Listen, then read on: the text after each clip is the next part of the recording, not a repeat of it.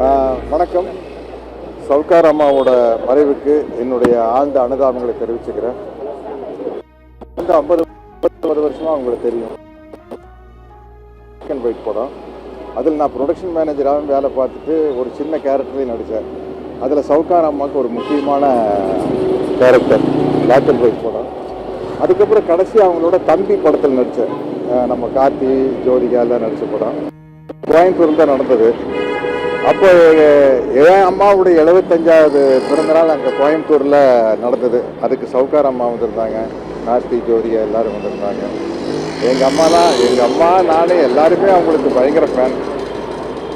மறக்க முடியாத படங்கள் புதிய பறவை, ஒளி விளக்கு, உயர்ந்த மனிதன், பாமா விஜயம், இருகோடுகள், இப்படி சொல்லிக்கிட்டே போகலாம். எல்லாமே வந்தோம் 4 பாட்டு பாடணும் அப்படின்ட்டு இருக்காது.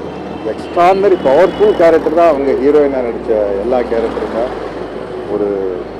ஒரு மாபெரும் இழப்பு.